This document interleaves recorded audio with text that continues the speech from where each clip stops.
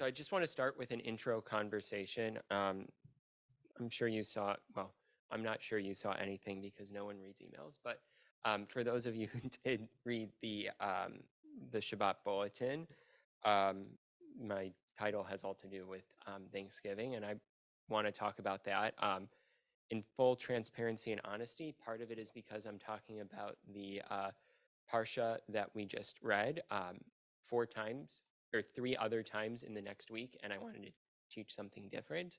But also because I think it's notable and interesting to talk about Thanksgiving, especially in the entire environment that we are in right now, both as Jews in America, trying to grapple with what is going on in Israel, trying to grapple with what it means to be Jews in America. I think there's a lot there to talk about. So before we get started, I just want to get a sense of places where people know offhand that we express gratitude as a part of our prayers. What? When you eat, great. So we say we have prayers to show gratitude when we eat, both with all the different brachot that we say before we eat, as well as Birkat Hamazon and Bracha Achrona. There are plenty of different ways of expressing gratitude to God for the fact that we have food in front of us. Other thoughts? In the morning? Modeh Ani, wonderful. So we start out our morning, and this is one of the texts that we'll get into. We start out our morning, the first thing we're supposed to say is words of gratitude. So much so that the first word we say is not Ani Modeh, but Modeh Ani, that the first word is gratitude, and only then we express who's expressing it. Yeah, Joey? Asher Yatzar for after you go to the restroom. Asher Yatzar, wonderful. A prayer that we say after going to the restroom, it's also baked into the morning prayers with an understanding, among other things, that we probably before we leave home in the morning, we're going to have to use the restroom as well. But it's a prayer that we're not going to get into it, so I'll just say a little bit more. It's a prayer that expresses gratitude for the fact that our bodies are working and the fact that even one thing not working with our bodies could be wholly detrimental to our ability to survive. Our bodies are very complicated things, and we're expressing gratitude to God that they are working as they should in allowing us to take in nutrients and pass out what we don't need. Other thoughts? Be'ahavta. Yeah, the whole Shema is sort of this loving kindness that we're expressing towards God, and that's coming out of gratitude. Other ideas? It's a pretty big list already.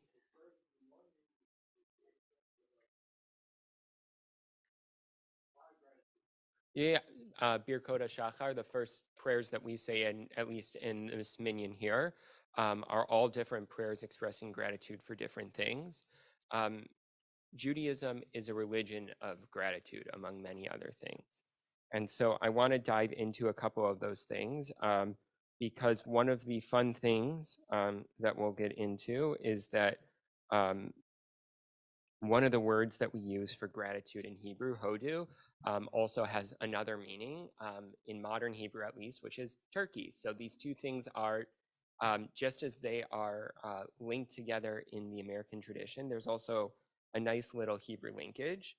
And going into Thanksgiving, I think it's important that we ground our gratitude not just as Americans who are grateful for all the different things that we get to experience here in America, but as Jews who can be grateful for all sorts of different things as well. Yeah, I'm going to pass these out, but go ahead. Okay, I don't know if this is very off the subject, but every Thanksgiving, linked with Thanksgiving, President Kennedy was assassinated November 22nd, 1963. So we're heading on 60 years this coming Wednesday, anniversary of President Kennedy's assassination. Now, we've got people who remember the Kennedy assassination. Anybody that lived through it can't forget it. Mm-hmm. And it's forever tied with Thanksgiving. It's forever tied with Thanksgiving. Okay. For us, it's Yeah. we can't. People that remember, absolutely.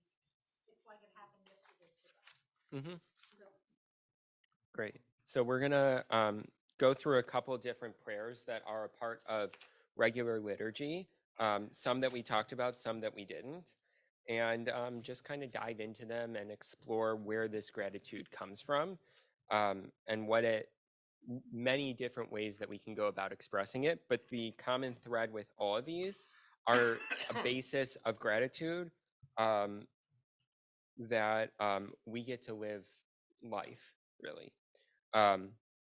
So the first prayer, like I mentioned, is the prayer that we say every morning as we wake up.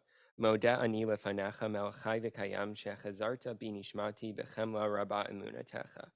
I give thanks to you, living and everlasting sovereign, for you have restored my soul with mercy. Great is your faithfulness. So what understanding of gratitude do you get from this? Where does this gratitude coming from? That you woke up. yeah, That you get to see another day. you get to see another day. Yeah, it's very easy when one's life is plenty of mornings waking up to take that for granted. And the first thing that our tradition tells us to do when we wake up every morning is not take it for granted. Because as we were talking about earlier today in the Lunch and Learn, there will be a day at some point for all of us where that isn't the case. God willing, it will be far into the future for all of us. But we're very aware of the fact that we don't get to live forever. And so taking a moment to start our days off in gratitude that, hey, we get another day, is huge. There's an understanding that's built within this. Um, Shehechazarta binishmati, that our soul is being returned to us every day. There's an understanding in Judaism that our soul is given to God every night when we go to bed, and then it's returned to us in the morning. That there are some texts that talk about, I forget what the exact fraction is, but that sleep is like 1/30th or 1/60th a death. And that's because our soul is leaving us when we go to bed. And when we wake up, it's being returned to us. So there's a real sense of we've survived that. It's a real ordeal that we've survived. Yeah. So this is just like starting out the day. The next text that I want to dive into, Psalm 136. This is one of the ones that we sing a lot here. It's a part of the Shabbat morning liturgy. We sing it as a part of the additions to Birkot HaShachar in the morning, right before, it's a couple of psalms before we say Ashrei. And it starts out with this idea of Hodu Ladonai ki tov ki lo chasto, praise God, for he is good, God's steadfast love is eternal. And this idea of ki le'olam chasto, God's steadfast love is eternal, repeats time and time and time again after each thing that we thank God for. Praise the God of gods, God's steadfast love is eternal. Praise the Lord of lords, God's steadfast love is eternal. And then it goes into all these different things that God does for us, who alone works great marvels, who made the heavens with wisdom, who spread the earth over the water, who made the great lights, the sun to dominate the day, the moon and the stars to dominate the night, who struck Egypt through their firstborn, and brought Israel out of their midst with a strong hand and outstretched arm, who split apart the sea of reeds, and made Israel pass through it, who hurled Pharaoh and his army into the sea of reeds, who led his people through the wilderness, who struck down great kings and slew mighty kings, Sichon, king of the Amorites, Og, king of Bashan, and gave their land as a heritage to God's servant Israel, who took note of us in our degradation and rescued us from our enemies, who gives food to all flesh.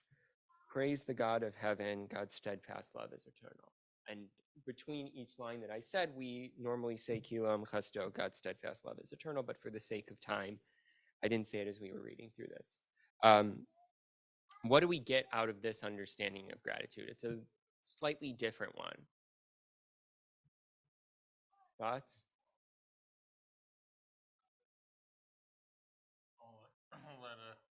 I guess God lives forever. So there's a sense that God is eternal, Right. as a result of that, God's ability to be a source of gratitude for us is eternal as well. Right. That there are plenty of people in our life who we're grateful for, and they may come in and out of our lives, but Right. God has the ability to be there for us as a recipient of our gratitude forever. Yeah, great. Other thoughts?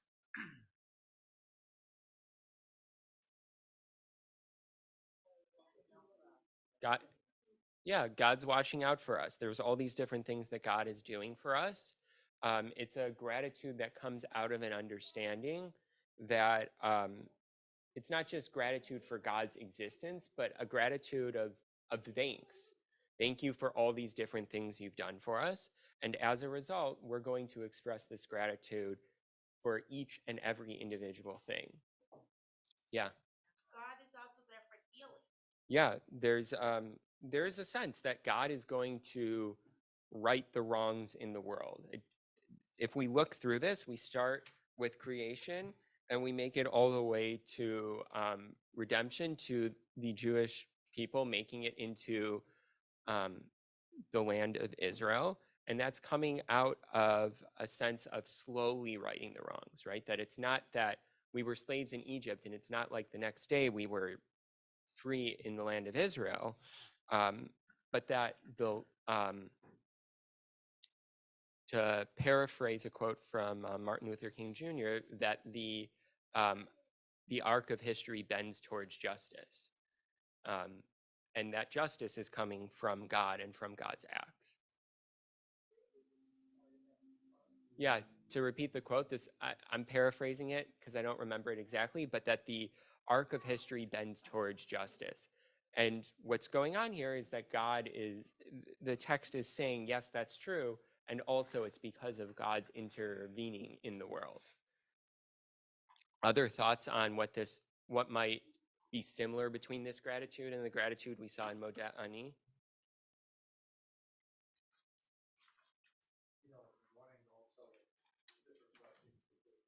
Yeah.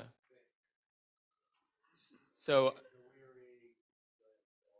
yeah. So immediately after Modani, we also, not immediately after, but fairly quickly after we say it, we start listing gratitude for all different things. That the rooster can wake us up in the morning, that that God has the ability to give sight to the blind, that we're clothed, that we're free, that we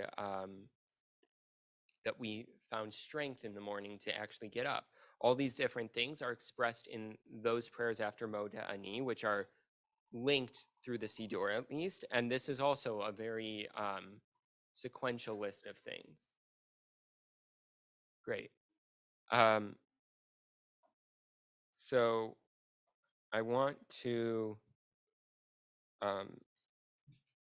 take a little bit of a turn with the text that we're going to look at next. It's from Brachot. But it's related again to something that we're going to see in liturgy. So Rav Yehuda said that Rob said, "Four must offer thanks to God with a thanks offering and a special blessing. They are seafarers, those who walk in the desert, and one who was ill and recovered, and one who was incarcerated in prison and went out." And all of these appear in the verse of a psalm, which I didn't include here, but I promise you it's a proper proof text. This idea that, so why would it be that these people in particular would have to offer thanks to God with a special blessing? They're heavily at risk. They're heavily at risk. Yeah, they're heavily at risk. What, yeah, they have not had, they have put their hands into God to a certain extent. And as a result of it, they're supposed to show gratitude that God pulled them out of these risky situations and let them continue on living. So these lists have been updated into the modern day. Certainly all of these people would be included, but I know of people saying that I know in some communities, they will say every time you go on a flight, you should be saying this prayer, which we're going to see in a second is Birkat HaGomel, which frankly, I would love to hear more often. not because people, not because I want there to be more opportunities for people to say it, chas v'shalom, but because we are so often in situations where this is the case, and we don't necessarily express our gratitude afterwards that we made it out of those situations. So, yeah. So it's very common for people to say Birkat HaGomel, in particular when they go, when they make a trip to Israel, when they come back to say Birkat HaGomel. But there are some who will say it after every flight they take, saying that being a prayer, being a on a plane is akin to being a seafarer. Um, the reason that we see it most commonly said in our congregation is because of someone who was ill and recovered. And this relates to all sorts of illness as well. So it can be like life-threatening illness, but another one that's very common is after childbirth. It's considered commonplace for a woman to say Birkat HaGomel after the fact, because even though thankfully today it is not nearly as risky as it once was, it's still a risky thing. It's still that we still see people experience all sorts of complications from it. And so as a result of that risk that is inherent within it, even though modern medicine has pulled some of that out of it, it gives us pause. And so as a result, we're able to use that as an opportunity for people to say it. Seafarers and walking in the desert, one of the risks is navigation skills are necessary, or you're going to get hopelessly lost and Yeah. you never know where you come at. But a lot of us have been in serious, like car accidents. We've been in serious Yeah. accidents, or some other Yeah. accident. We could have gotten killed, or we could have been crippled for life, or something like that. And miraculously, we walked away from it. We weren't killed. Yeah. We weren't crippled. So That but so in those days, they didn't have right. So they didn't have cars back then, but that would also be so what was shared is what about car accidents, and that would also be to a certain extent going into this category of one who is ill, because there's the opportunity for mortal injury in a car accident. And even if that isn't the case, I know that's one of the other examples where I see it very commonplace in congregations for one who's been in a car accident to say Birkat HaGomel as a result.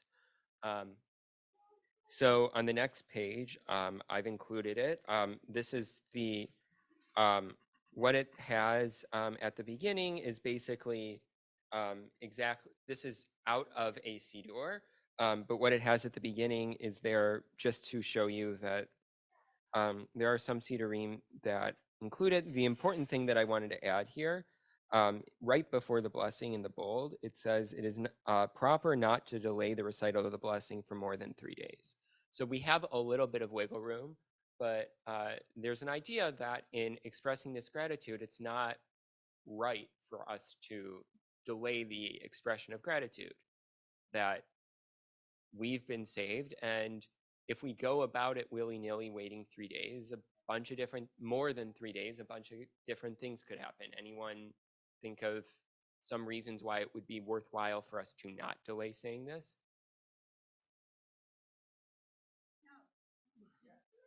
What? Yeah, why would it be important to not delay saying Birkat HaGomel? Well, first of all, if you go on a trip of some kind, if you go on a journey, if you haven't, you know, you want to return safely, you want to get there safely, you want to return safely. So you wait until the person is returned.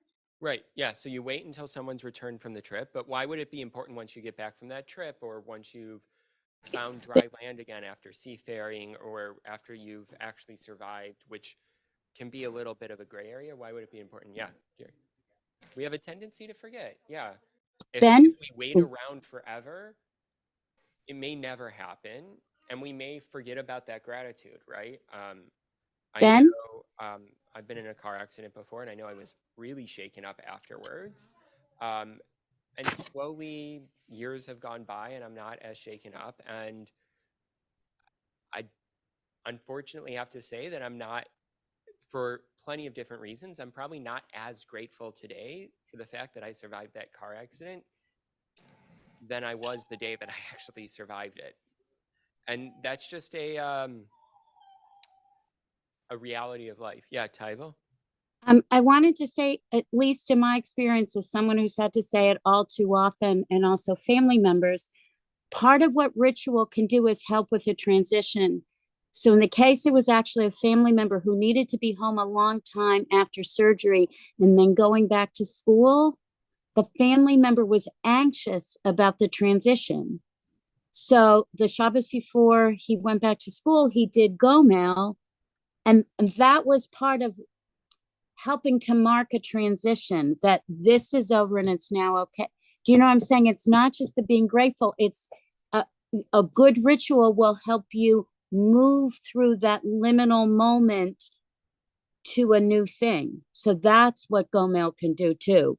Yeah, absolutely. A sense of reframing a mindset of saying, this was the place I was in. I was in a risky place, and I'm no longer in that risky place. There's gratitude inherent in the prayer and in what it says, but it does also help with that transition. There's a lot of mental energy that needs to be expended to be able to go from one thought process to another. But I think that every single day, since most of us drive and most of us occasionally fly, and Yeah.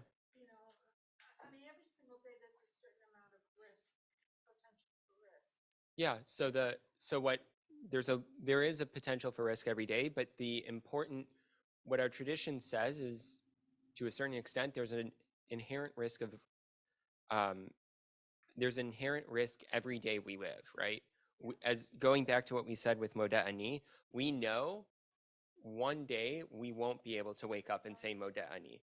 And so there's certain prayers that we say as expressing our gratitude, and just generally for the fact that we get to live. But then there are specific prayers that we should say when we've lived through experiences that are a lot less common to live through. That's really what this prayer is getting at. So I want to dive into it, so that we can discuss it for a few minutes, so that we can end Shabbat on time, assuming Mashiach does not come in the next 20-something minutes. So the prayer here is, it's in the bold. Blessed are you, Adonai, our God, King of the universe, who bestows goodness upon the guilty, who has bestowed every goodness upon me. And then the congregation responds to that. The one who has bestowed goodness upon you, may that one bestow every goodness upon you forever.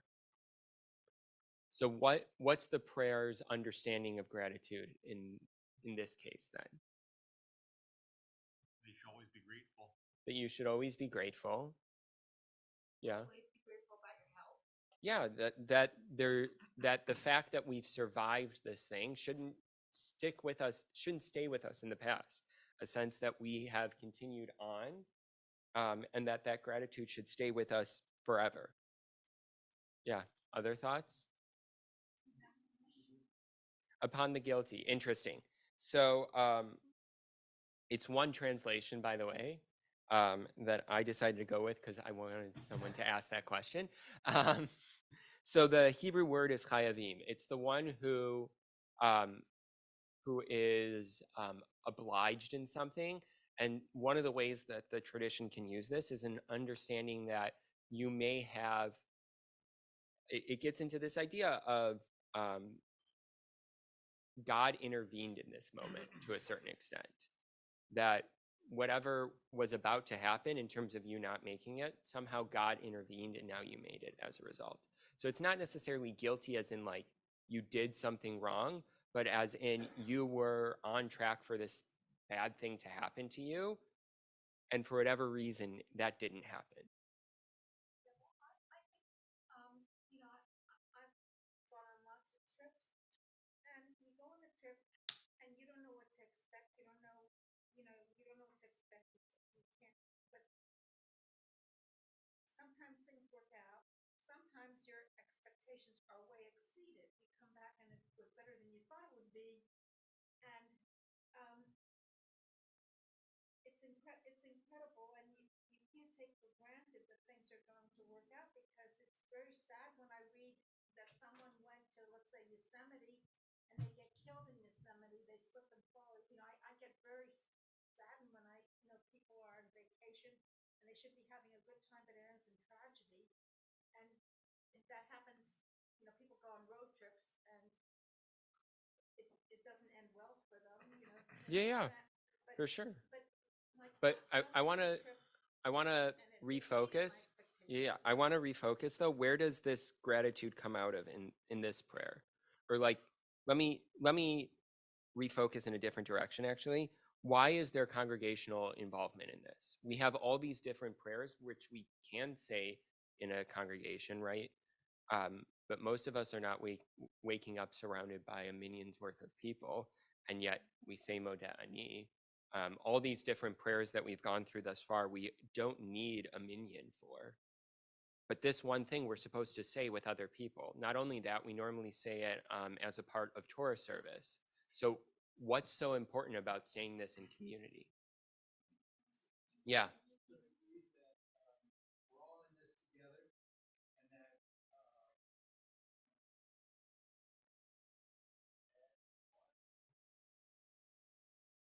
Yeah. Yeah, there's a sense of gratitude from the community that we still have this community member with us. Were you going to share? Oh, oh, okay. I was going to say we can't necessarily take the people in our lives for granted either. That Yeah, it's something else we have to show gratitude for. That there are other people in our lives. yeah, gratitude for the other people in our lives as well.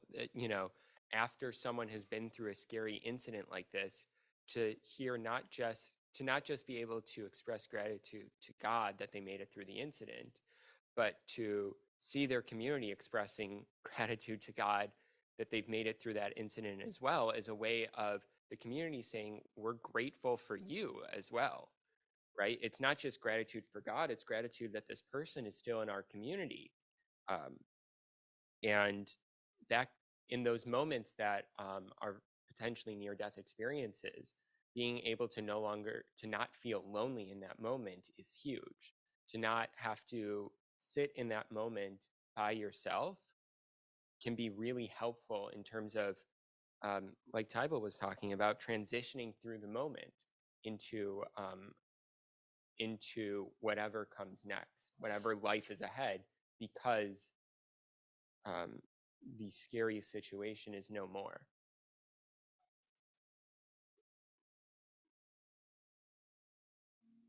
So it can be recited at any Torah service. Yeah. So it's not something. Ideally, in a situation, the community will know and will automatically give an aliyah to that person so that they can come up to the Torah and say it. But if the community doesn't know for whatever reason, then proactively requesting and saying, hey, before Torah service ever starts, whoever the gabbai is who's overseeing giving out aliyot, saying, hey, I want to say gomel, allows the service to know, whoever's running the service to know, hey, this person wants to say gomel, we should set aside that ability and make sure that we don't run past Torah service without giving them the experience. Great question. So as we turn into this Thanksgiving, there's a lot of different ways we could have talked about Thanksgiving in Judaism. There's all sorts of different texts about rabbis discussing whether or not it's okay to celebrate. Short answer is yes.